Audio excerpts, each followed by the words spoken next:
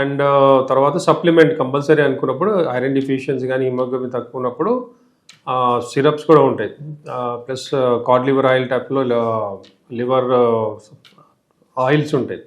So అలాంటివైనా లేదు, capsules కూడా ఉంటాయి. కాడ్ లివర్ ఆయిల్ సిరపే కాకుండా 7Cs అని గోల్డ్ కలర్లో క్యాప్సూల్స్ వస్తాయి. అది ఒమేగా ఫ్యాటీ యాసిడ్స్తో పాటు ఐరన్ కూడా ఇంప్రూవ్ అవుతుంది, దాంట్లో మనకి హిమోగ్లోబిన్ పెరుగుతుంది, బ్లడ్ మంచి ఇంప్రూవ్ అవుతుంది. అండ్ ఫిజికల్ యాక్టివిటీ కూడా బాగా చేయాలి. సో ఫిజికల్ యాక్టివిటీ చేస్తూ బ్రీతింగ్ ఎక్సర్సైజ్, మనకి ఎందుకంటే ఆక్సిజన్ డెఫిషియన్సీ ఉంటుంది కాబట్టి బ్రీతింగ్ ఎక్సర్సైజ్ ప్రాణాయామాన్ని మనం యోగాలో చేస్తాం కాబట్టి అవి రెగ్యులర్గా చేస్తూ ఉండాలి.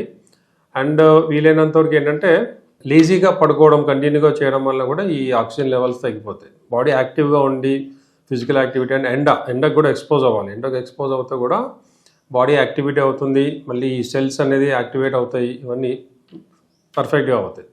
అండ్ చాలామందిలో ఏంటంటే బోన్ మ్యారో లోపల ప్రాబ్లం ఉంటుంది. బోన్ మ్యారోలో థ్రాంబోసైటోపెనియా అంటాం, అంటే దీంట్లో ప్లేట్లెట్స్ తగ్గిపోతాయి, ఈ హిమోగ్లోబిన్ అన్ని ఆర్బీసీస్ డబ్ల్యూబీసీ ఇవన్నీ కూడా తగ్గిపోవడం జరుగుతాయి, థ్రాంబోసైటోపెనియా అంటాం. సో ఇక్కడ ఏమవుతుందంటే మన బాడీ లోపల పర్టికులర్గా బ్లడ్ సెల్స్ ఏవైతే ఉంటాయో ఇవన్నీ తయారయ్యేది బోన్ మ్యారో లోపల. సో ఈ బోన్ మ్యారోలో సమ్ డిజార్డర్ ఉంటే ఆటోమేటిక్గా సెల్స్ అనేవి తగ్గుతాయి. సో ఈ బోన్ మ్యారో ప్రాబ్లమ్స్ ఉన్నవాళ్ళు అండ్ చాలామంది ఏంటంటే కొన్ని డ్రగ్స్ వాడేవాళ్ళు, అంటే ఇప్పుడు కొన్ని డిసీజెస్కి ఆటోఇమ్యూన్ డిజార్డర్స్కి కానీ కొంతమంది క్యాన్సర్స్కి వాడే ట్యాబ్లెట్స్ ఏవైతే ఉంటాయో వాటి వల్ల కానీ స్టిరాయిడ్స్ వల్ల కానీ వీటన్నిటి వల్ల కూడా ఈ హిమోగ్లోబిన్ ఐరన్ అనేది తగ్గిపోతుంది. సో అలాంటి వాడే వాళ్ళు కంపల్సరీ రెగ్యులర్గా బ్లడ్ చెకప్ చేయిస్తూ ఉండాలి. 3 monthsకి ఒకసారైనా హిమోగ్లోబిన్ ఎంత ఉంది, ఐరన్ ఎంత ఉంది, ఆర్బీసీస్ కరెక్ట్గా ఉన్నాయా లేదా, ఇవన్నీ చెక్ చేస్తుండాలి. అండ్ ఆయాసం ఇట్లాంటివి వస్తున్నాయంటే వాళ్ళు చాలా కేర్ఫుల్ ఉండాలి.